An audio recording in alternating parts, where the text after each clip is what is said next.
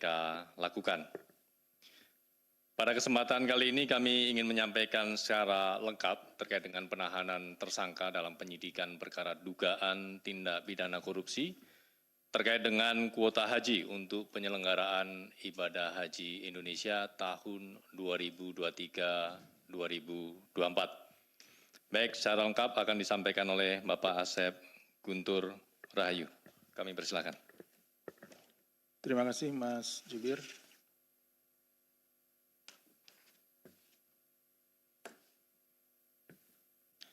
Bismillahirrahmanirrahim. Assalamualaikum warahmatullahi wabarakatuh. Waalaikumsalam. Selamat malam dan salam sejahtera bagi kita sekalian. Yang saya hormati Mas Jubir, yang saya hormati, saya cintai dan saya banggakan rekan-rekan jurnalis yang sudah menunggu dari tadi siang, pagi bahkan ya, terkait dengan kegiatan penahanan tersangka dugaan tindak pidana korupsi perkara kuota haji untuk penyelenggaraan ibadah haji tahun 2023-2024. Pada hari ini Kamis tanggal 12 Maret 2026, kami akan menyampaikan informasi secara lengkap tentang penyidikan perkara dugaan tindak pidana korupsi terkait kuota haji untuk penyelenggaraan ibadah haji Indonesia tahun 2023-2024.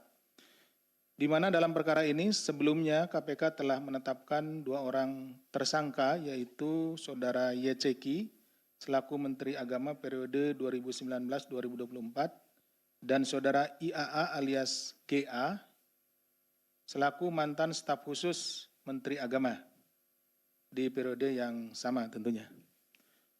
Tersangka YCK dan IAA disangkakan telah melanggar pasal 2 ayat 1 dan pasal 3 Undang-Undang Nomor 31 Tahun 1999, junto pasal 18 Undang-Undang Nomor 31 Tahun 1999 tentang pemberantasan tindak pidana korupsi, sebagaimana telah diubah dengan Undang-Undang Nomor 20 Tahun 2001 tentang perubahan atas Undang-Undang Nomor 31 Tahun 1999 tentang pemberantasan tindak pidana korupsi, junto pasal 55 ayat 1 ke 1 KUH pidana. Jadi ini penetapan tersangkanya di tahun 2025. Kalau tidak salah ini di bulan Agustus. Jadi masih menggunakan KUHP yang lama ya, seperti itu. KUHP-nya pun juga KUHP tahun 1981 masih menggunakan yang lama. Jadi tadi susunan pasal yang dipersangkakannya seperti itu.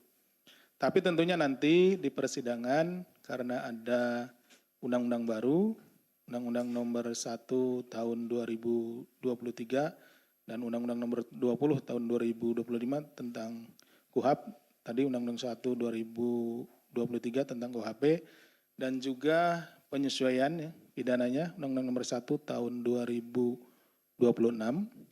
Di samping itu juga pasal 2 pasal 3 ini ditarik ke KUHP ya, seperti itu. Nanti akan berlaku asas lex corporea, di mana akan diterapkan terhadap nanti terdakwa gitu ya, itu undang-undang yang paling menguntungkan, jadi pasal-pasal yang menguntungkan, seperti itu nanti. Kemudian pada hari ini KPK melakukan penahanan terhadap tersangka Saudara YCK untuk 20 hari pertama, terhitung sejak tanggal 12 sampai dengan 31 Maret 2026. Penahanan dilakukan di Rumah Tahanan Negara Rutan Cabang Gedung Merah Putih KPK. Sering rekan-rekan menanyakan ini mungkin kenapa waktunya cukup lama. Tentunya kami tidak ingin terburu-buru, kami ingin melengkapi dulu bukti-bukti atau kecukupan alat bukti dalam rangka melakukan upaya paksa ini. Kemudian juga rekan-rekan ketahui dan ikuti bersama bahwa secara formil apa yang telah dilakukan oleh penyidik KPK telah diuji dalam sidang peradilan ya, yang diputus pada hari kemarin, hari Rabu tanggal 11 Maret 2026, di mana pengajuan pra peradilan dari Saudara YCK ditolak, artinya bahwa penetapan tersangka yang dilakukan oleh penyidik KPK terhadap saudara Yeceki itu sudah benar secara formil. Adapun konstruksi perkara sebagai berikut, kami urut dari penyelenggaraan ibadah haji tahun 2023 ya, atau 1444 Hijriah. Ini pelaksanaan hajinya itu sekitar akhir bulan Juni sampai akhir bulan Juli. Ya, itu untuk tahun Masehinya. Jadi bulan hajinya itu kalau di bulan Masehinya itu di akhir bulan Juni sampai dengan akhir bulan Juli. Jadi kita tanggal 10 Zulhijjahnya itu ada di sekitaran tanggal 1 atau 2 Juli 2023. Pada bulan Mei 2023 berarti sekitar 2 bulan ya. 2 bulan sebelum bulan haji, pemerintah Arab Saudi memberikan kuota haji tambahan sebanyak 800 kepada 8.000 kuota kepada pemerintah Indonesia. Jadi ini ada tambahan. Ini kenapa? Karena memang selama tahun 2020, 2021, 2023 itu kan sedang ada COVID ya. Ya, sedang ada COVID sehingga ada pembatasan-pembatasan. Jadi setelah dinyatakan COVID itu kemudian bebas, wabah COVID itu, kemudian ditambahlah beberapa kuota. Karena tentunya juga dengan ada pembatasan maka antrian makin panjang, seperti itu ya. Kemudian saudara FHM, selaku Dewan Pembina Forum Sathu, ya, mengirimkan surat kepada saudara Yeceki. Ya, ini Sathu itu asosiasi travel haji ya. Itu ya, ada asosiasi, ada forum-forum ya. Mengirimkan surat kepada saudara Yeceki yang bertujuan untuk memaksimalkan penyerapan kuota tambahan. Nah, jadi dari grup-grup travel ini salah satunya dari Forum Sathu itu mengirimkan surat gitu. Jadi menginginkan memaksimalkan penyerapan kuota tambahan tersebut. Ini yang tahun 2023 ya, yang 8.000 gitu kan. Selanjutnya pada bulan Mei 2023 dalam rapat di Komisi 8 DPR RI dengan Menteri Agama disepakati kuota tambahan tahun 2023 sebanyak 8.000 dialokasikan untuk jamaah reguler. Karena yang paling terdampak sebetulnya adalah jamaah reguler. Kenapa? Karena antriannya sangat panjang, itu seperti itu ya.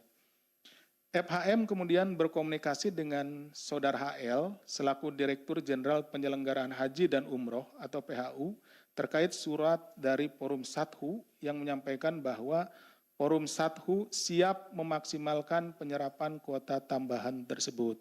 Artinya Forum Sathu ini siap untuk kuotanya jika nanti dimaksimalkan, diberikan kepada travel tersebut ya di Forum Sathu. Gitu. Kemudian HL mengusulkan kepada Yeceki agar kuota haji tambahan dibagi 92% kuota reguler dan 8% kuota khusus. Nah, ini artinya bahwa sudah menyalahi ya. Tadi di awal kan rapat itu di bulan Mei itu dialokasikan semuanya 8.000 itu untuk reguler. Tapi kemudian HL ini mengusulkan sudah dibagi saja 92%, 8% gitu. Ini masih ada dasarnya. Dasarnya memang di undang-undangnya 92%, 8% seperti ini. Jadi berlainan dengan kesimpulan dalam rapat dengan DPR. Yeceki kemudian menyetujui usulan tersebut dengan menerbitkan Keputusan Menteri Agama atau KMA nomor 467 tahun 2023 pada tanggal 19 Mei 2023 tentang penetapan kuota haji tambahan tahun 2023 dengan komposisi 7.360 kuota untuk reguler dan 640 kuota untuk haji khusus, sesuai dengan persentasenya.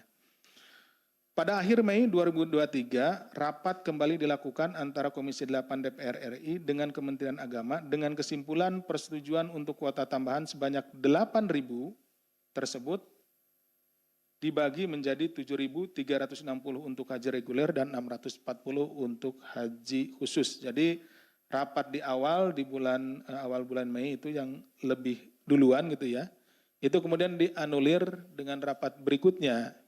Sehingga di rapat berikutnya menyetujui pembagian yang di awal rapat awal disetujui seluruhnya 8.000 itu untuk haji reguler, kemudian disesuaikan dengan pembagiannya berdasarkan undang-undang. Ada 92% untuk haji reguler dan 8% untuk haji khusus.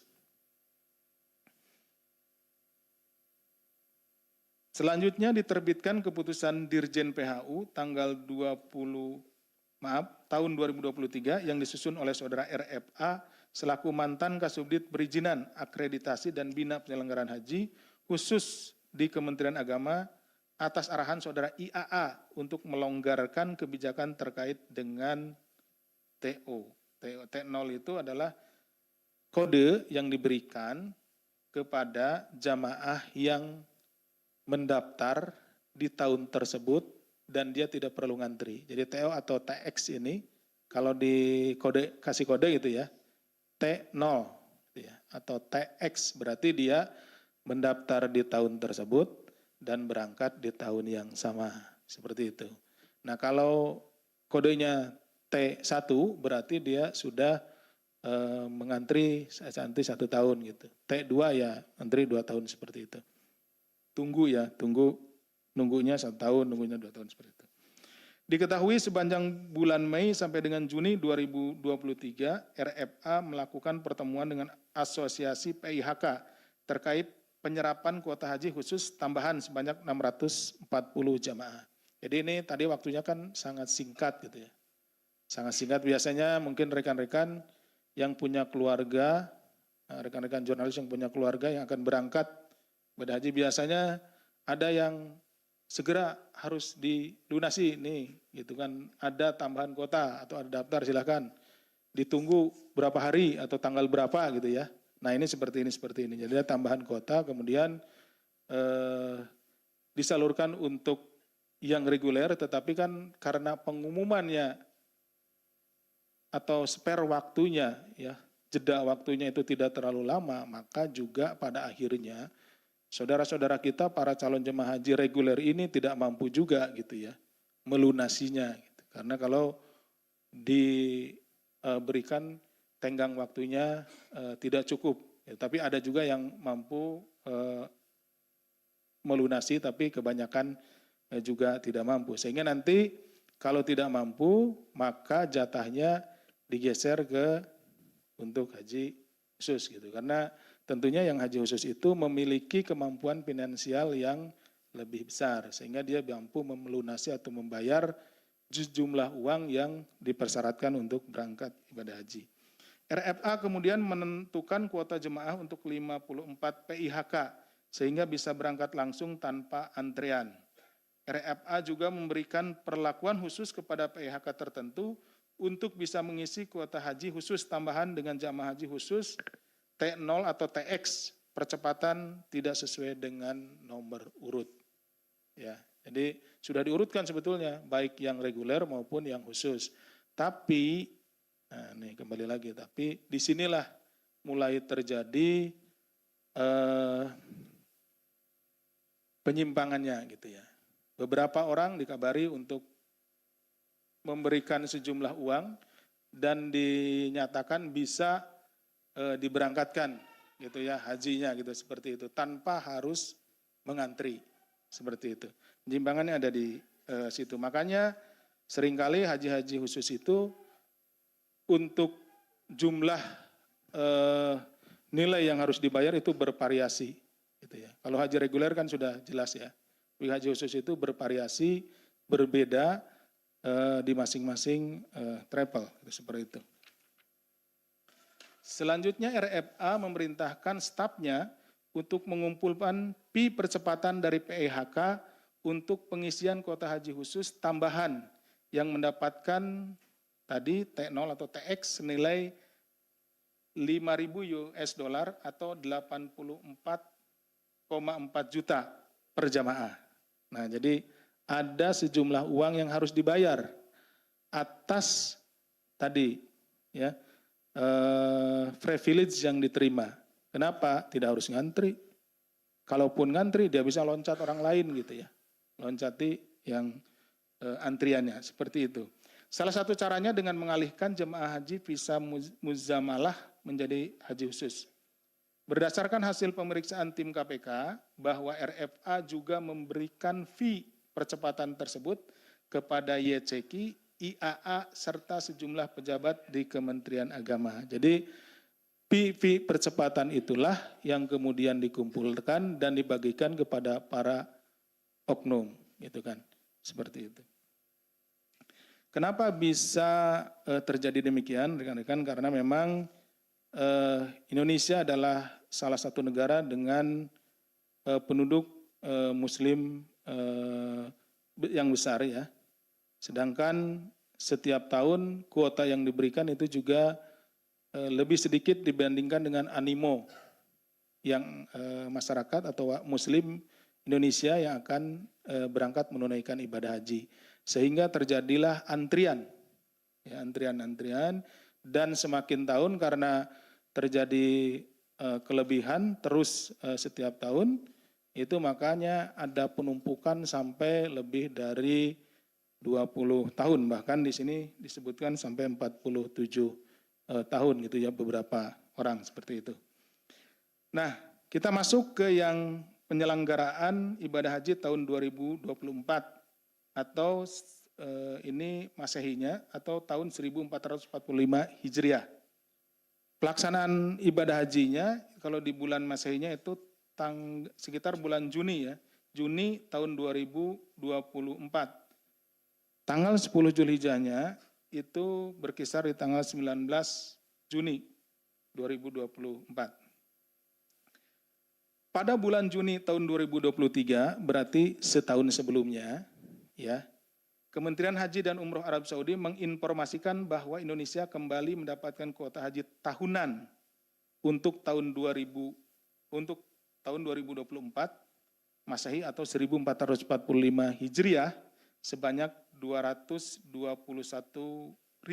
jamaah. Itu kuota dasarnya ya. Jadi setelah selesai pelaksanaan haji 2024, tidak lama setelah itu, kemudian diumumkan Indonesia kembali mendapatkan kuota haji sejumlah 221.000 jamaah, yaitu dasar ya. Dan kuota petugas hajinya itu 1%-nya 2.210 untuk kuota petugasnya. Kemudian pada bulan Oktober 2023, pemerintah Indonesia melakukan pertemuan dengan pemerintah Arab Saudi. Dalam pertemuan tersebut dinyatakan Indonesia mendapat kuota tambahan sebanyak 20.000 tambahan. Kuota ini diperlukan karena antrean haji Indonesia yang panjang hingga 47 tahun mengantrinya gitu. Jadi tadi seperti disampaikan sebelumnya bahwa terjadi selalu kelebihan setiap tahun, ya sudah berjalan sekian puluh tahun gitu ya. Nah akhirnya menumpuk dan antrian sampai 47 tahun. Pemerintah Indonesia saat bertemu dengan pemerintah Arab Saudi kemudian menyampaikan bahwa ada antrean yang begitu panjang ya sampai 47 tahun sehingga pemerintah Arab Saudi memberikan kuota. Jadi yang perlu rekan-rekan catat bahwa alasan diberikannya kuota 20.000 tersebut oleh pemerintah Arab Saudi kepada pemerintah Indonesia adalah karena kuota haji untuk reguler itu ngantri hingga 47 tahun. Itu ya. Artinya bahwa kalau mau kita beralasan kepada mengapa diberikan 20.000, ya seharusnya kuota 20.000 itu untuk kuota haji reguler. Karena alasan minta kepada pemerintah Arab Saudi itu adalah karena haji regulernya yang antri cukup lama. Selanjutnya pada November 2023, YCK menerbitkan keputusan Menteri Agama KMA nomor 1005 tahun 2023 tentang kuota haji Indonesia tahun 2024. Dalam keputusan tersebut ditetapkan kuota haji Indonesia tahun 2024 sejumlah 221.000, ini untuk yang kuota reguler, ya maksudnya kuota yang sebelum tambahan, dengan pembagian 203.320 kuota untuk haji reguler dan 17.680 untuk kuota haji khusus. Ini dibagi sesuai dengan persentase yang ada dalam undang-undang, 92% untuk haji reguler dan 8% untuk haji khusus. Ini masih kuota dasar. Setelahnya pada bulan November dilakukan rapat kerja Menteri Agama Republik Indonesia dengan Komisi 8 DPR RI tentang laporan pertanggungjawaban keuangan operasional penyelenggaraan haji 2023. Jadi sembari melakukan evaluasi ya untuk pelaksanaan haji 2023, juga laporan terkait dengan kuota haji tahun 2024.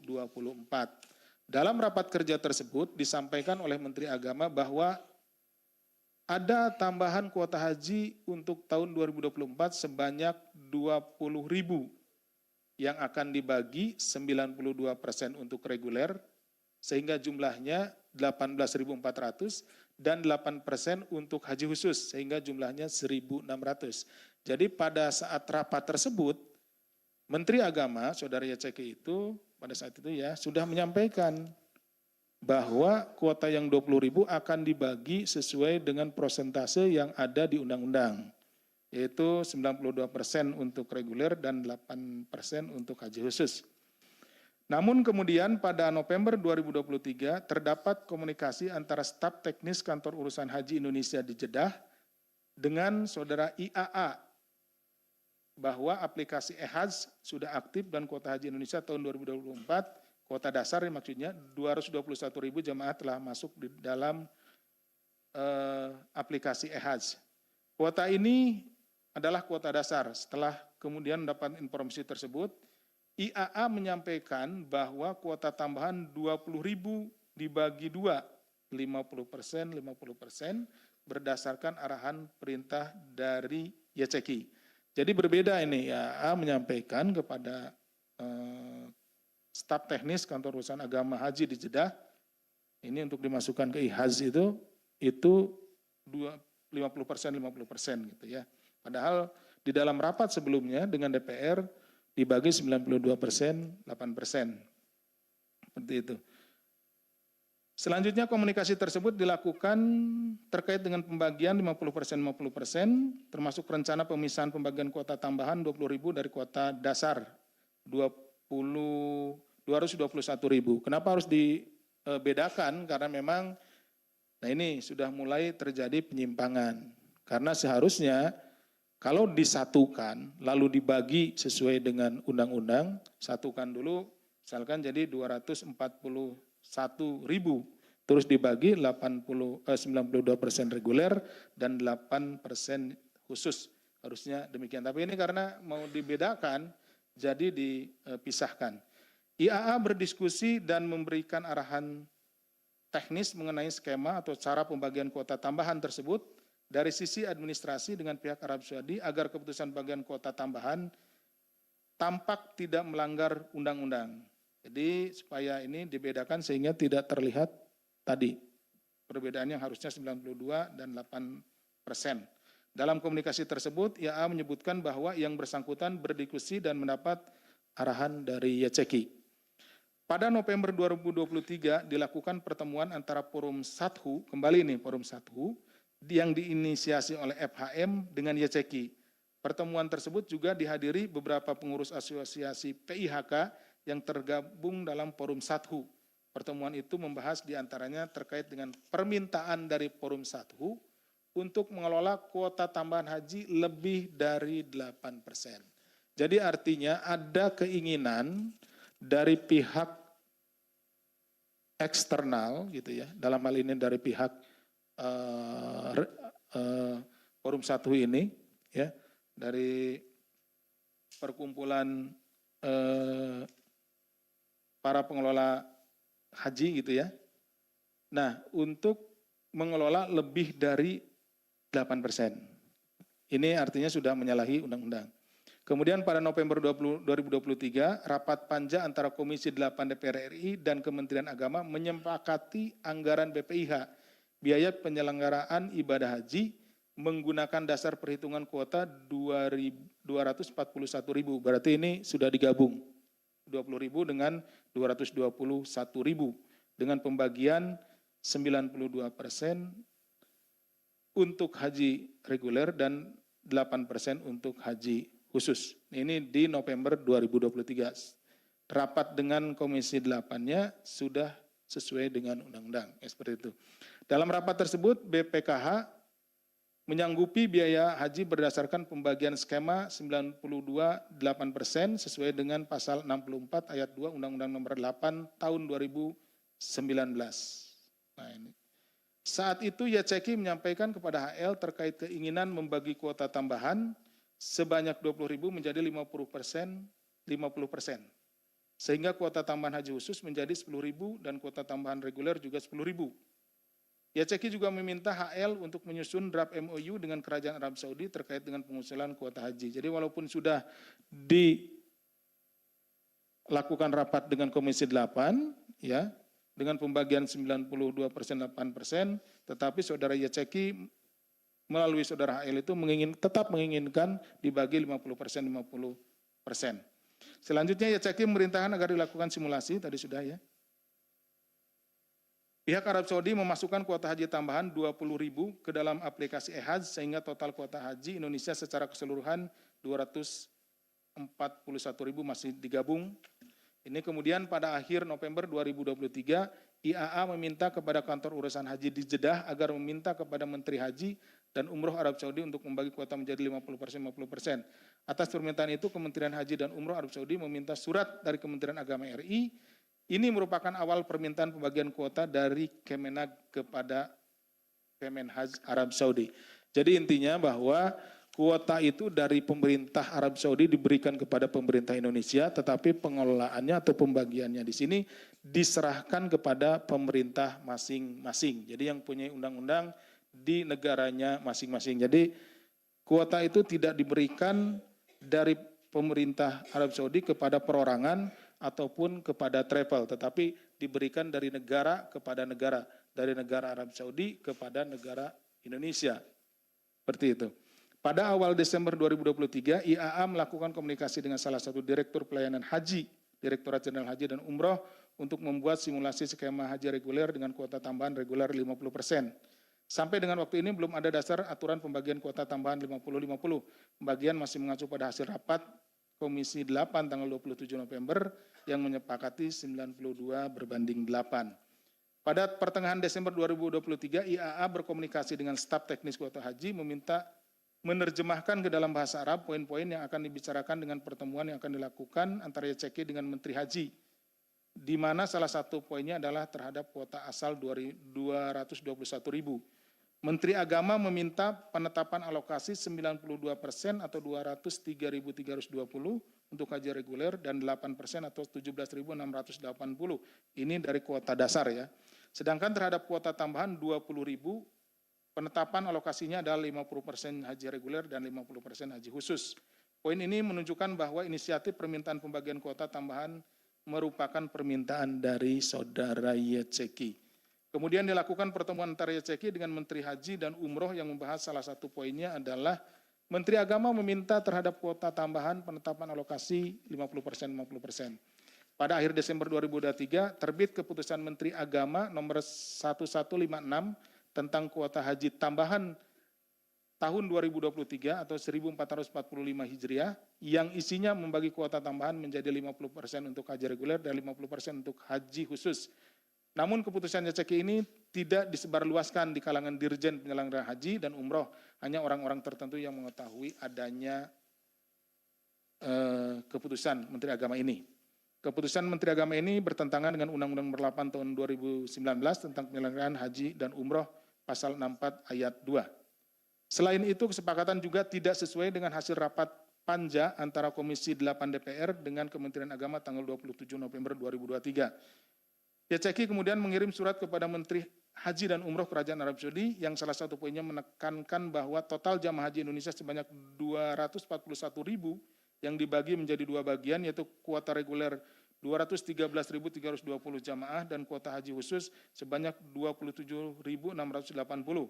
Jadi ini kuota ditambahkan tetapi dibagi dulu untuk yang reguler dasar 92:8, tapi untuk tambahan tetap 50-50. Pada awal Januari 2024, IAA memanggil staf pada Direktorat Bina Umroh dan Haji Khusus dan selaku Kasubdit Perizinan, Akreditasi dan Bina Penyelenggaraan Haji Khusus ke ruangannya. IAA mengarahkan agar melakukan pengumpulan PI. Nah ini rekan-rekan perlu dicatat bahwa IAA mengarahkan agar melakukan pengumpulan PI percepatan seperti juga yang dilakukan di tahun 2023. Dan menunjuk orang-orang untuk mengkoordinir uang fee tersebut dan asosiasi-asosiasi yang penyelenggara ibadah haji khusus. Nilai fee disepakati antara $2.000 atau sekitar 3,38 juta per jemaah. Kemudian dilakukan penandatangan MOU antara Kementerian Haji Arab Saudi dengan Kementerian Agama yang di dalamnya terdapat putusan antara lain jumlah kuota haji yang datang melalui kantor urusan haji reguler sebanyak 213.320. Seperti yang tadi ya. Pembagian kuota di atas menggunakan skema pembagian kuota khusus haji 50%, untuk reguler 50%. Pada Januari 2024 terbit Kepres nomor 6 tahun 2024 tentang BIVIH, biaya perjalanan ibadah haji, yang mencantumkan nilai manfaat dengan masih mengacu pada hasil rapat, gitu ya. Ini di beberapa ini masih disepakati 92% dan 8%. Artinya bahwa keputusan Menteri Agama itu tidak disebarluaskan dan disembunyikan. Seperti itu. Jadi mereka di rapat-rapat, kalau rapat resmi yang disampaikan ya sesuai dengan yang DPR, 92% dengan 8%. Selain itu dalam draft KMA pengganti tersebut juga dijelaskan masa pelunasan biaya perjalanan ibadah haji reguler dan BPIH khusus karena sudah terbit Kepres nomor 6 tahun 2004 tentang BPIH bersumber dari biaya perjalanan ibadah haji dan nilai manfaat. Dasar lain dari pengajuan draft KMA pengganti tersebut adalah mengakomodasi masukan dari asosiasi pada saat pertemuan dengan YSEKI dan IAA agar asosiasi PIHK bisa menyerap kuota haji khusus tambahan dan jamaah bisa langsung berangkat tanpa harus menunggu 2 tahun atau T0 pada kuota haji khusus tambahan. Pada Januari 2024 terbit keputusan Menteri Agama nomor 130 tahun 2024 ya, yang menetapkan kuota tambahan 20.000 dibagi menjadi 10.000. Pada saat terbit keputusan Menteri Agama nomor 130, maka keputusan Menteri Agama nomor 1156 tanggal 21 Desember dihapus. Untuk menindaklanjuti keputusan Menteri Agama nomor 130 tahun 2024 pada Januari 2024 dilakukan pembahasan draft keputusan Dirjen PHU nomor 118 yang dipimpin oleh IAA dan pejabat Kementerian Agama terkait. Dalam pertemuan tersebut IAA mengarahkan agar pengisian sisa kuota haji khusus tidak harus sesuai nomor urut nasional, akan tetapi berdasarkan usulan penyelenggara, jadi travel. Jadi sudah ada nomor urutnya tapi diserahkan ke travel. Travel yang mana siapa yang bayar lebih besar, nah itu yang bisa berangkat lebih duluan. Pembagian kuota tambahan pada akhirnya menjadi 50% hingga penyelenggaraan kuota haji tambahan sebanyak 8.400 yang seharusnya sesuai undang-undang itu haji reguler itu berubah menjadi haji khusus. Ya, jadi ada kerugian secara bagi para jemaah haji khususnya jemaah haji yang reguler, seharusnya kalau dibagi sesuai dengan undang-undang ada 8.400 orang jamaah haji reguler tahun 2024 yang seharusnya berangkat pada tahun itu menjadi tidak berangkat. Nah, intinya seperti itu. Selanjutnya IAA memerintahkan saudara MAS selaku Kasubdit Perizinan Bina Penyelenggaraan Haji untuk meminta sejumlah uang kepada PIHK yang akhirnya dibebankan kepada jamaah haji khusus sekurang-kurangnya sebesar $2.500 atau 42,2 juta per jamaah sebagai fee atau komitmen fee. Ya, jadi ada percepatan, disebutnya ini percepatan bayar. Nah, itulah yang diminta. Pemberian dan pengumpulan uang tersebut dilakukan dalam kurun waktu Februari hingga Juni 2024. praktik permintaan uang fee atau komitmen fee atau biaya lain kepada PHK yang dibebankan kepada jemaah calon haji dalam harga paket haji khusus ini juga dilakukan di tahun 2023. Jadi ini sudah sudah terjadi di tahun-tahun sebelumnya, dalam ini di tahun 2023. Kalau di tahun 2023 itu tadi kan diminta antara sekitar 4.000 sampai 5.000 per jamaah gitu ya. Karena memang tambahannya hanya sedikit, hanya sekitar 8.000 saja. Seperti itu. Ketika tersebar informasi bahwa DPR akan membentuk pansus haji, ya sekitar bulan Juli 2024, maka IAA memerintahkan kepada Kasubdit untuk mengembalikan uang-uang yang telah dikumpulkan kepada asosiasi atau PIHK. Jadi setelah dikumpulkan, dikembalikan lagi nih karena mau ada pansus waktu itu ya. Namun sebagian uang fee masih ada yang disimpan dan digunakan untuk kepentingan pribadi saudara Yeceki. Ini keterangan yang diperoleh oleh kami. Uang hasil pengumpulan fee tersebut juga diduga digunakan untuk mengkondisikan pansus haji yang diketuai oleh Yeceki, walaupun hal tersebut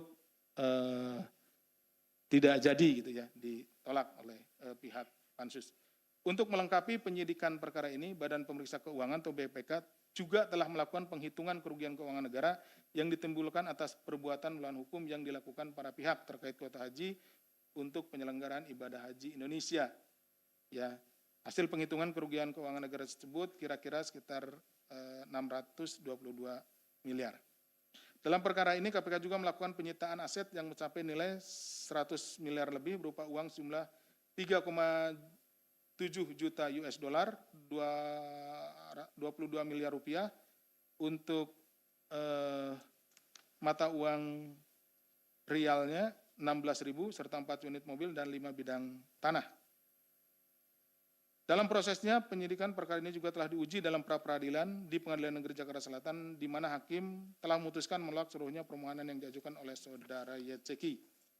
Sehingga dengan demikian secara hukum proses penyidikan yang dilakukan KPK telah dinyatakan sah dan memenuhi ketentuan formil sebagaimana diatur dalam perundang-undangan yang berlaku. Kami juga ingin menyampaikan beberapa pesan, diantaranya adalah Indonesia merupakan negara dengan penduduk muslim terbesar di dunia, yakni mencapai 242 juta jiwa atau di mana 12,27% dari populasi muslim di dunia. Berdasarkan proyeksi Badan Pusat Statistik BPS 2025, jumlah penduduk Indonesia diperkirakan mencapai 284 juta jiwa, yang berarti sekitar 82,5% diantaranya memeluk agama Islam. Angka ini menegaskan besarnya kebutuhan masyarakat Indonesia untuk menunaikan ibadah haji sebagai salah satu rukun Islam dalam melengkapi ibadah beragama. Ibadah haji seharusnya memiliki dimensi spiritual yang sangat kuat bagi umat muslim. Maka demikian persoalan ini tidak hanya berkaitan dengan aspek hukum, melainkan melukai rasa keadilan dan kepercayaan masyarakat. Terlebih lagi masyarakat yang telah menabung dalam waktu yang lama dan menunggu bertahun-tahun untuk menunaikan kewajibannya beribadah di Tanah Suci.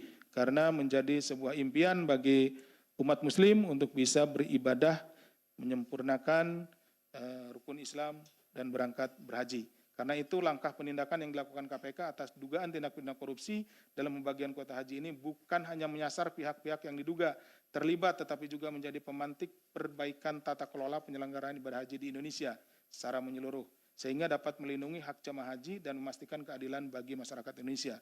Penegakan hukum ini juga diharapkan dapat memberikan efek jera serta menutup celah praktik penyimpangan yang benar-benar berpihak pada kepentingan hayat hidup masyarakat Indonesia. Upaya ini sekaligus menjadi momentum penting dalam penegakan integritas, transparansi, dan akuntabilitas dalam layanan publik khususnya penyelenggaraan ibadah haji. Langkah ini dilakukan untuk memulihkan kepercayaan publik dan memastikan bahwa penyelenggaraan ibadah haji berjalan sesuai dengan prinsip good governance guna menghadirkan layanan haji yang berintegritas serta berkeadilan yang sejalan dengan harapan masyarakat Indonesia. Demikian yang bisa kami sampaikan, mohon maaf ini lebih rinci dan panjang karena kami menginginkan informasi yang disampaikan oleh kami kepada masyarakat itu komplit, ya. Masyarakat bisa mendapatkan informasi yang memadai dari kami karena kami melihat bahwa banyak sekali konten-konten terkait dengan yang ada di media sosial terkait dengan penanganan perkara ini, tentunya beragam opini yang tanpa didasari oleh hasil atau data-data dan fakta yang dimiliki yang ditemukan oleh penyidik. Sehingga dengan adanya penjelasan ini semoga masyarakat bisa memahami, bisa mengerti proses yang dilakukan oleh KPK seperti apa dalam rangka penanganan perkara kuota haji dimaksud. Demikian Mas Zubir, terima kasih. Assalamualaikum warahmatullahi wabarakatuh.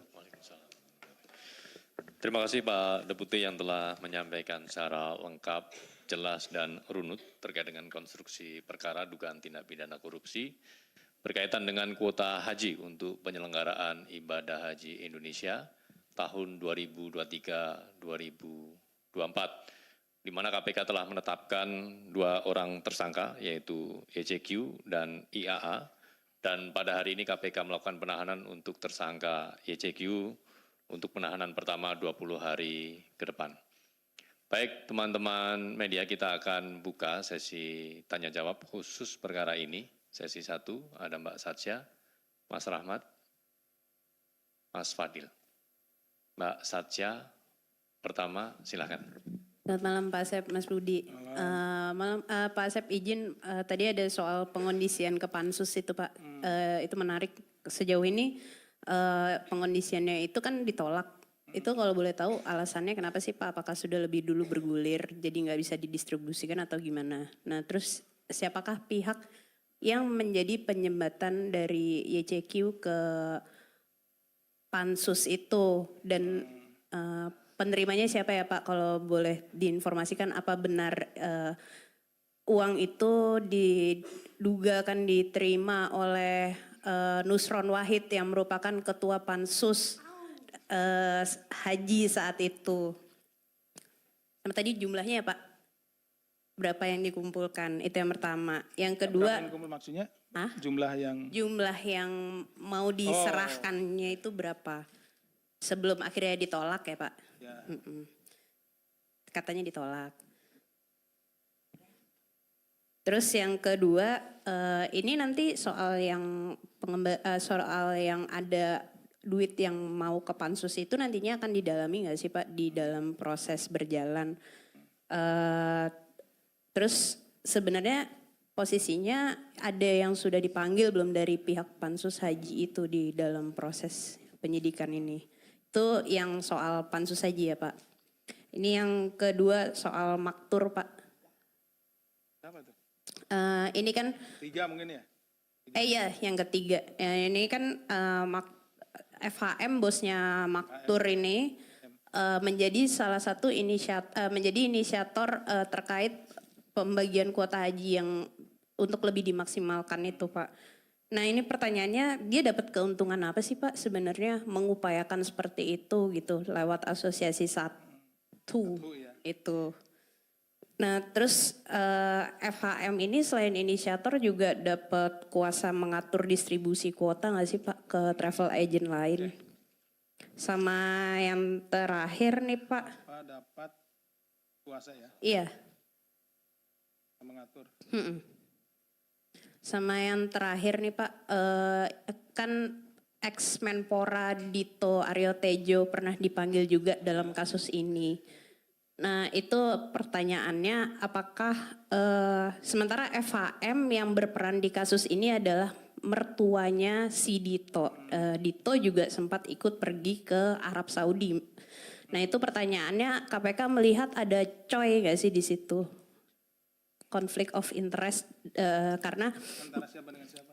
Antara Dito dan FHM, karena kan setelah itu ada upaya dari FHM juga gitu. Seperti dia sudah tahu bahwa ada penambahan kuota haji ini. Itu aja Pak dulu, cukup, terima kasih. Banyak banget dan Tadi kartunya 3. Yang kedua Mas Rahmat. Mas Rahmat. Ya, baik. Selamat malam Pak Asep, Mas Budi. Selamat malam Mas Rahmat. Pertanyaan pertama masih sama mengenai Pansus tadi dari Kasisya, cuma ingin memperjelas saja. Pada saat Pansus ini mengetahui adanya pengkondisian itu lalu pada akhirnya ditolak, itu kenapa pada akhirnya Pansus ini tidak melakukan pengecekan secara langsung maupun melaporkan kejadian tersebut ke KPK karena kalau apakah dampaknya kalau misalkan pansus itu melaporkan pada saat itu juga apakah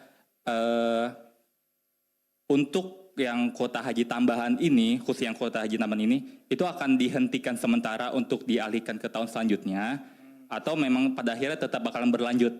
Itu satu, mengenai yang pansus. Lalu kedua, mengenai keuntungan dari Yakult ini sendiri. Kan fenomena fee ini kan sudah berlangsung dari tahun 2023 sampai 2024. Sebenarnya yang diterima Yakult ini berapa totalnya? Lalu keuntungan pribadinya itu mungkin bisa dirinci untuk apa? Kira-kira begitu, terima kasih. Terima kasih Mas Rahmat, ada 2 poin. Selanjutnya belakang Mas Fadil.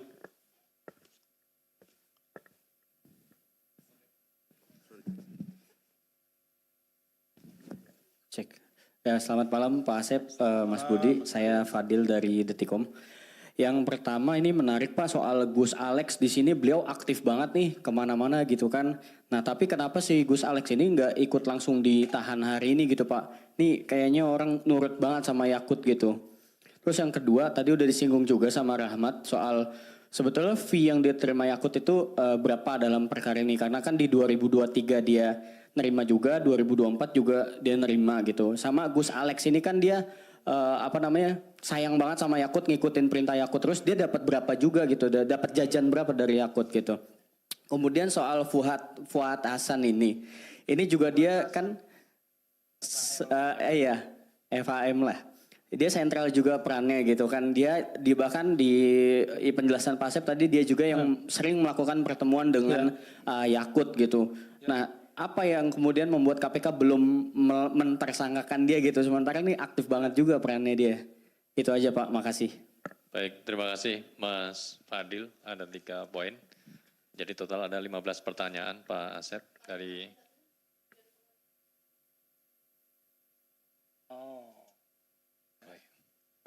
Baik, ada 15 poin Pak Deputi.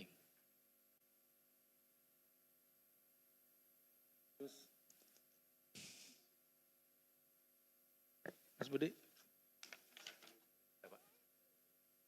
Udah jam buka puasa apa belum nih? Udah lewat ya? Nggak ada air-airnya gitu. Nggak.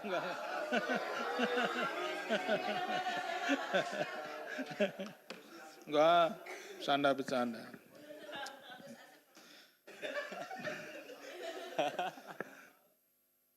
Mas Mario, selamat datang. Alhamdulillah bisa hadir. Mbak Tasya, ini banyak banget nih pertanyaannya. Ini terkait dengan adanya dugaan ya pemberian ke pansus. Jadi berdasarkan keterangan dari saksi-saksi yang ada, memang ada upaya dari saudara Yeceki ketika pansus ini ada kan gitu ya, dibentuk kemudian memang kan bersidang gitu ya. Dia ada upaya untuk memberikan sesuatu, tetapi ditolak. Ini alhamdulillah pansusnya sangat bagus, berintegritas, jadi ditolak, ya, pemberian tersebut. Yang menjadi ada perantaranya sudah kita minta keterangan. Ada nanti di persidangan nanti ya. Ada perantaranya, jumlahnya uangnya sekitar 1 juta US dollar. Ya, jumlahnya, tapi ditolak. Ini juga menjadi salah satu uang yang dikumpulkan dari tadi ya, dari para forum-forum itu, gitu kan, yang kemudian digunakan atas perintah saudara Yeceki untuk diberikan kepada pansus. Tadi juga ada pertanyaan dari Mas Rahmat, kenapa sih nggak dari awal gitu ya? Itu makanya tadi disampaikan bahwa di forum-forum resmi itu tidak disampaikan bahwa untuk kuota tambahan ini dibagi 50%. Itu kan tidak tahu mereka. Tahunya itu 92% sama 8%. Terima kasih, Mbak. Akhirnya datang juga. Nah, jadi sekaligus dengan yang Mas Rahmat tadi, baru setelah kemudian ramai gitu ya, pelaksananya sudah jalan, nah makanya kan sudah dapat uangnya tuh, yang untuk berusaha untuk diberikan ke pansus ini. Nah seperti itu. Kemudian karena ditolak gitu ya, akhirnya itu disimpan dan itulah yang menjadi salah satu bukti bahwa ada uang yang dikumpulkan dari jamaah kemudian melalui forum tersebut digunakan salah satunya atas perintah dari saudara Yeceki itu, seperti itu. Kemudian terkait masalah itu akan didalami, jelas akan didalami dan sedang didalami, bahkan beberapa sudah, karena yang pemberinya juga sudah kita yang berusaha memberi itu sudah kita panggil. Ya. Memberinya ke pansus. Ya, pansus lah pokoknya ya. Nanti disebutkan. Ya. Itu ke pansus. Kemudian yang ketiga terkait dengan FHM. Ini terkait dengan kuota haji dapat keuntungan apa gitu kan ya. Jadi begini, FHM itu kan tadi ketua forum 1. Forum 1 itu gabungan dari beberapa atau asosiasi dari para penyelenggara ibadah haji gitu ya. Travel dari beberapa digabung. Nah, FHM ini adalah ketuanya. Nah, tadi ada kedekatan dan lain-lain, tadi juga kan dibahas ada kedekatan secara hubungan kekeluargaan dengan saudara D kan gitu ya. Nah, hubungan kan sama-sama jabatannya juga di kabinet waktu itu. Nah, seperti itu. Jadi saudara FHM ini beberapa kali berkomunikasi, ngirim surat, pertemuan gitu ya. Intinya bahwa ingin supaya forum 1 diantaranya ya, karena masih ada forum-forum yang lain gitu ya, seperti itu. Permulaan asosiasi itu untuk memaksimalkan kuota haji khusus. Bahkan tadi dibilang lebih dari 8% pun yang bersangkutan siap gitu ya. Nah, kenapa? Karena memang seperti kita ketahui bahwa berangkat berhaji ini menjadi sebuah impian gitu. Nah, jadi sebuah impian sehingga berapapun yang ditawarkan gitu kan, ada aja yang siap atau sanggup gitu ya untuk berangkat ke melaksanakan ibadah haji tersebut. Nah ini terkaitnya kemana? Ya terkaitnya dapat keuntungan lah, keuntungan finansial.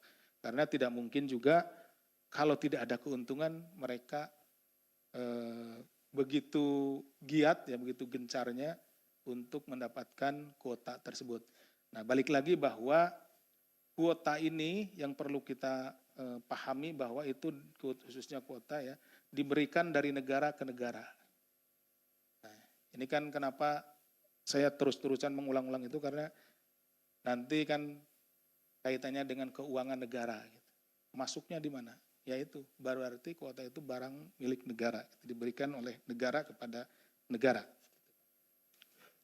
Kemudian apa mendapat kuota? Iya, maksudnya begini, terdiri dari beberapa travel ya, termasuk travel milik yang bersangkutan gitu ya. Kemudian dibagilah sama saudara FHM ini berapa bagian. Tapi memang kalau lihat nanti ya kita ikuti persidangannya, travel miliknya itu tidak lebih banyak dibandingkan yang lain. Nah, tapi sebetulnya travel-travel yang lain itu adalah bagian dari travelnya dia gitu, seperti itu. Kalau dilihat oh ternyata kecil punya dia gitu. Tapi enggak begitu sebetulnya ya. Jadi dia yang membagi. Kemudian saudara D dengan saudara FHM ada hubungan, iya, hubungan kekeluargaan ya dalam konteks pernikahan kan gitu, pernikahan putranya. Kemudian Choi gitu ya. Jadi sebetulnya dalam delegasi itu kayak sebenarnya ini, dalam delegasi itu kan dapat informasi, tadi kan delegasi ke sana ada informasi tambahan dan lain-lain. Kemudian ya karena tahulah masalah itu sebetulnya juga kuota tambahan kuota itu bukan hal yang harus dirahasiakan juga gitu. Artinya ya informasi yang boleh diakses gitu. Tambahan 20.000, tambahan 8.000 gitu seperti itu. Hanya saja yang menjadi masalah itu bukan diakses informasinya, tetapi yang jadi permasalahan adalah ketika pembagiannya itu tidak sesuai dengan aturan yang ada. Gitu. Bahkan hasil pertemuan atau rapat dengan DPR sekalipun selalu mengacu kepada Undang-Undang Nomor 8 tersebut kan gitu tahun 2019. Kemudian apakah ada temuan yang pengkondisian? Nah, mungkin rekan-rekan nanti bisa lihat, bisa buka-buka lagi. Kayaknya ramai tuh pansusnya kan gitu. Seperti apa kan itu, apa yang dilaporkan dan lain-lain. Mas Rahmat. Kemudian pansus adanya pengkondisian melaporkan tadi ya Mas sudah dijawab. Jadi pansus itu baru mengetahui kalau ini terjadi kesengajaan untuk membagi 50% itu setelah terjadi gitu. Nah, kalau mungkin ketahuannya sejak awal ya pasti saya kira pansus juga akan melaporkannya dan tentunya juga bisa dicegah. Tapi sayangnya karena memang pada saat pertemuan-pertemuan yang resmi gitu, mereka tidak menyampaikan bahwa itu memang dibagi 50-50 gitu ya. Tetapi dibaginya ya 92,8% seperti itu. Kemudian berapa keuntungan yang diterima YCki gitu kan? Dan digunakan untuk apa kan gitu ya, Mas Rahmat. Jadi sejauh ini keuntungan-keuntungan tersebut memang tadi juga Mas Rahmat kalau tidak salah menyampaikan atau Mas Fadil terkait dengan GA ini sekaligus jawab pertanyaan Mas Fadil. GA itu adalah staf susnya dari saudara YCki. Jadi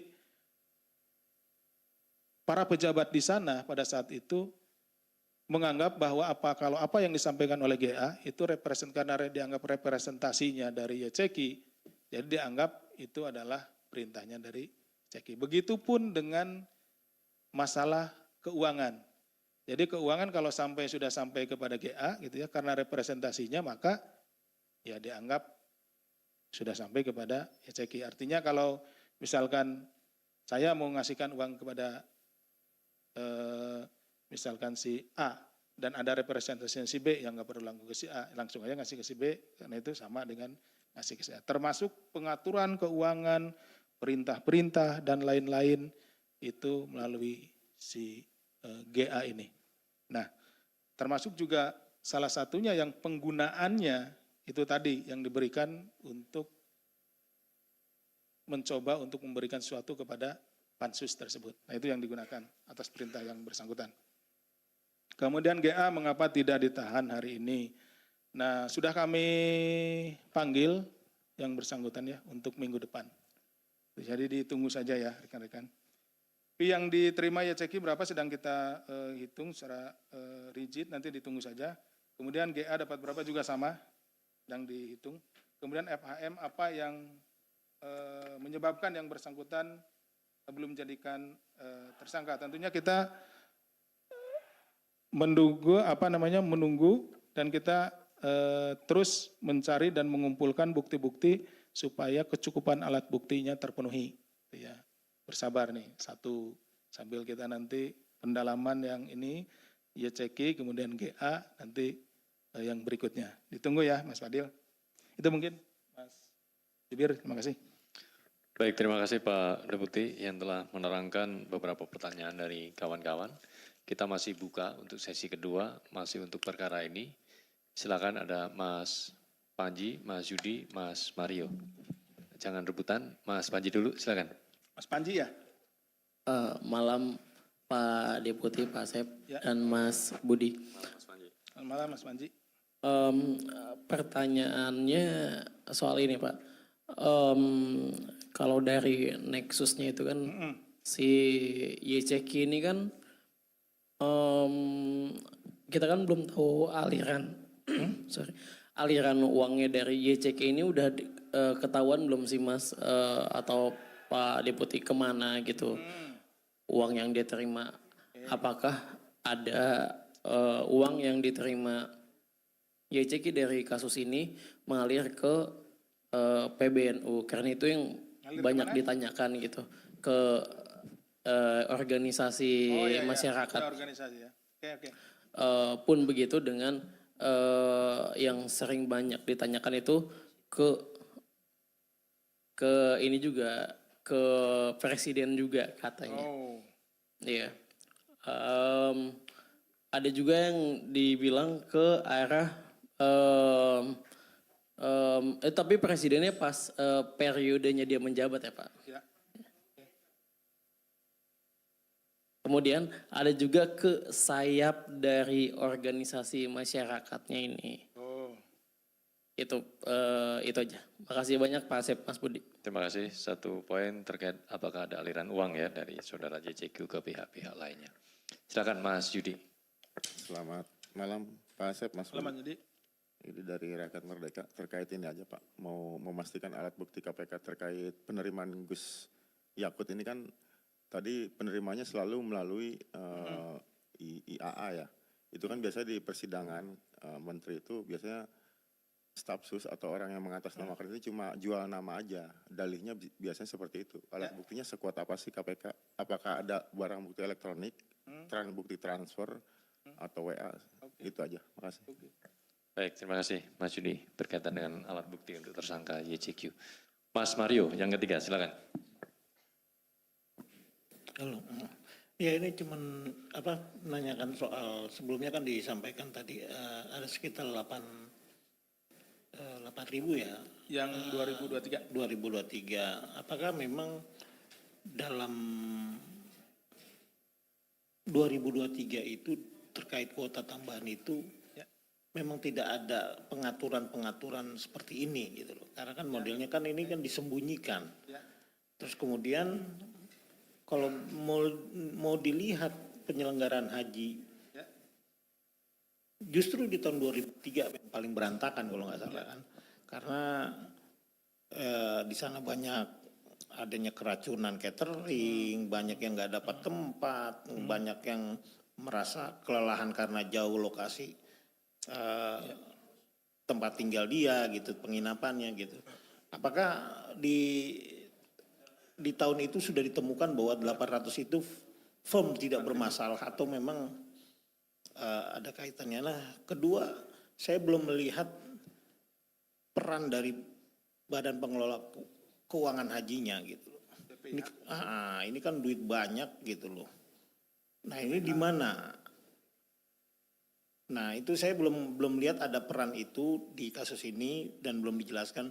Nah, ketiga nih tipenya tadi pertanyaan Rio, penampung uang ini siapa? Juru simpan kalau bahasa saya yang kemarin itu kan, ini juru simpannya siapa? Kenapa tidak diungkap misalkan dalam pointer gitu loh, melalui perantara ini. Nah, paling itu aja dulu untuk menambahin teman-temannya. Terima kasih Mas Mario, 3 poin. Terkait dengan penyelenggaraan Haji 2023, kemudian peran atau positioning BPKH dalam perkara ini dan juga apakah ada juru simpan dalam konstruksi perkaranya.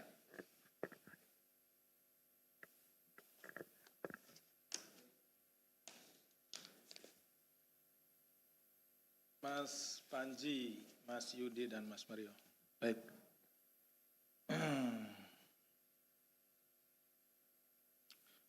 Ya, tadi yang ditanyakan adalah terkait dengan aliran dananya ya. Kemana saja gitu kan aliran uang yang diterima oleh YCK, apakah ada ke organisasi atau orang perorangan, sayap organisasi dan lain-lain gitu ya.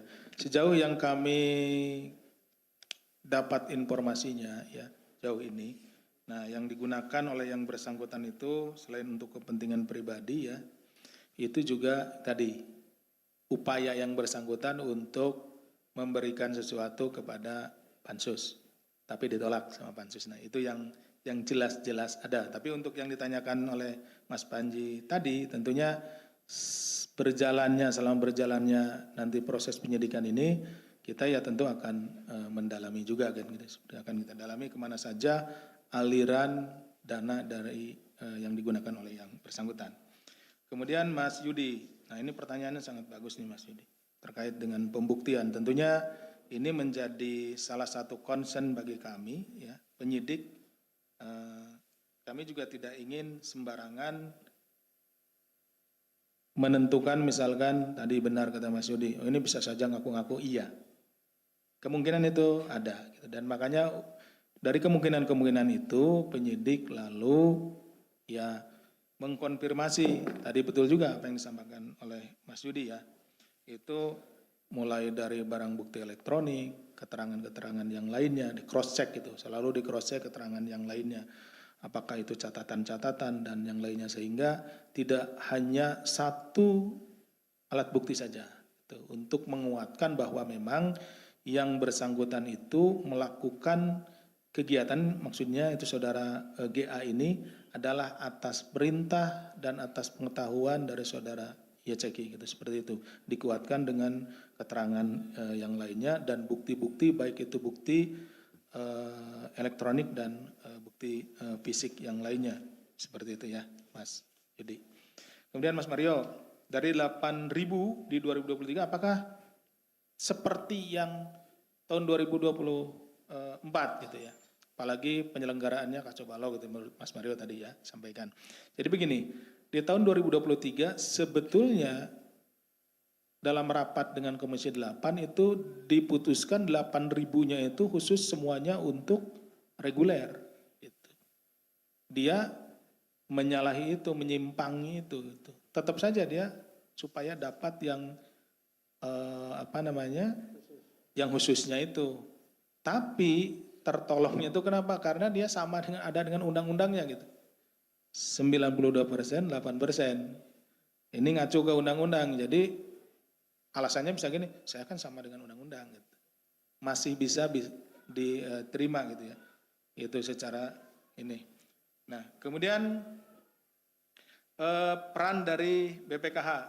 Nah, peran BPKH sebetulnya kan pengelola keuangan haji ini mengelola uang-uang yang masuk gitu. Jadi ketika jamaah haji mendaftar itu tidak membayar seluruhnya nih. Tidak membayar, misalkan sekarang jamaah haji itu 50 juta misalkan. Itu tidak langsung membayar 50 juta. Tapi ada angsuran awal. Kalau tidak salah itu 25 atau berapa gitu ya. Nanti ini dikelola nih di BPKH ini. Dikelola uangnya itu. Nah, hasil dari pengelolaan di BPKH ini kemudian digunakan salah satunya ya, salah satunya itu digunakan sebagai tambahan dari uang ibadah haji gitu. Jadi ongkos naik haji itu sebetulnya atau ONH itu kalau kasarannya itu tidak 100% dibayar oleh jamaah. Jadi kalau misalkan jumlahnya 80 juta gitu ya, nah 60%-nya itu oleh jamaah, 40%-nya nah itu dari tadi kumpulan dari BPKH itu hasil usahanya kemudian digunakan untuk mensubsidi itu gitu ya. Jadi sebetulnya kalau kita mengikuti nanti ditetapkan besarannya berapa puluh juta gitu ya. Yang dibayar itu pasti lebih di bawah gitu, sekitar 60%-nya kalau tidak salah ya. Seperti itu. Dari mana tambahnya yang 40% pertanyaan itu? Ya tadi, uang setoran pertama, setoran awal itu kemudian dikelola oleh BPKH ini. Nah karena kan ngantrinya nih panjang nih, ngantrinya ada yang 20 tahun, 30 tahun, anggaplah dia nyetor misalkan, atau saudara-saudara kita yang mau berangkat ke haji ini, nyetor di awal 25 juta. Ia selama periode menunggu 15 tahun, 20 tahun gitu ya, uangnya kan bergulir. Nah gitu, nanti hasil usahanya digunakan untuk salah satunya menutup, seperti itu. Kemudian siapa juru simpannya gitu ya. Nah ini banyak Mas Mario, maksudnya itu banyak itu begini. Tadi kan forum-forumnya itu banyak gitu. Tidak hanya ada forum Sathu, gitu. Saya menyebutnya forum 2, enggak, bukan. Satu itu bukan satu merujuk ke angka 1. Itu ada kepanjangannya Sathu, bukan satu ya. Jadi enggak ada forum 2, bukan, enggak ada.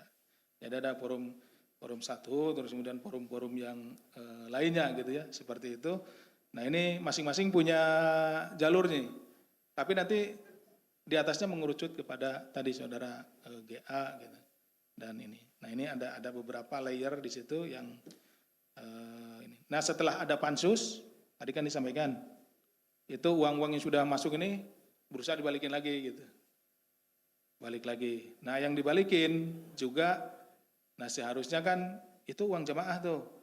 Kenapa nggak dibalikin ke jamaah? Nah gitu, ini belum. Ini yang juga sedang kita dalami gitu ya, seperti itu. Nah ketika jamaah, kenapa jamaah nggak menagih misalkan gitu, itu kan uang saya Pak, kelebihannya kan gitu. Nah jamaah haji yang berangkat itu ya beberapa yang kita tanyakan ya, ketika mengeluarkan jumlah uang itu sudah ikhlas gitu ya, ikhlas mengeluarkan jumlah uang, yang penting apa namanya bisa berangkat beribadah haji. Nah, seperti itu. Jadi tidak ada yang nagih gitu ya, ditagih lagi. Ini kayaknya nih ada kelebihan, enggak juga gitu. Jadi dianggap uang fee tadi yang $2.500, kemudian yang tahun 2003 4.000 sampai 5.000 itu ya dianggap memang itu bagian dari ongkos naik haji yang harus dibayarkan dan ikhlas untuk dibayarkan oleh jamaah haji. Kira-kira demikian Mas Mario. Baik, terima kasih Pak Deputi. Sepertinya, Mas Rio masih ada. Oke, Mas Rio, Mas Manji masih lagi. Oke, Mas Rio silakan. Mbak Umam mau nanya kan? Mbak Umay? Enggak, maksudnya nambahin 3 nih kan, baru 2 nih. Mas Rio dengan... Silakan Mas Panji dulu. Ya, Pak Asep, Mas Budi mau tambahan dikit ini soal... Mana orangnya? Oh ini. Ayo, mau tambahan dikit Pak Asep. Ini perannya Hilman Latif di sini di 2023 ini kan, dia itu berkomunikasi dengan FHM. Ya. Nah, apakah ada sesuatu yang diterima oleh HL dari FHM gitu ya, sehingga si HL menyarankan hal itu kepada ya YCK. Ya. Itu aja tambahannya. Makasih Pak Asep. Makasih Mas Panji. Mas Rio. 2 hal Pak Asep. Yang pertama soal kan disepakati untuk bantuan dari BPKH selaku pengelola dana haji kan pas pembagian 92 dan 8 ya, 92 haji reguler dan 8 haji khusus. Jadi kan banyak banget yang seharusnya tuh dialihkan untuk haji reguler kan. Ibaratnya BPKH ini menyediakan dana untuk membantu subsidi biaya haji dong untuk 92% jamaah. Namun kan dibagi 50-50, sedangkan kan ketentuannya tetap 92/8. Itu ada dugaan penyelewengan dana nggak sih Pak di BPKH tersebut gitu dengan adanya yang harusnya kan bantuannya mungkin gitu ya, bantuannya kan mungkin sudah merujuk yang sudah diatur sama Yakut kan, tapi ya akhirnya masih merujuk 92/8. Itu yang pertama. Yang kedua mungkin minta penegasan aja karena beberapa waktu lalu kan ramai soal yang tadi juga sudah ditanyakan Panji tapi mungkin belum ditegaskan oleh Pak Asep soal aliran dana ke organisasi kemasyarakatan. Kan selama ini kan cuma satu organisasi aja kan yang tadi yang dari backgroundnya Pak YCK ini, tapi kan dari Pak HL nih itu kan beda organisasi. Itu juga ada pertanyaan di masyarakat, ada nggak sih KPK tuh mengusut aliran dana ke organisasi tersebut gitu.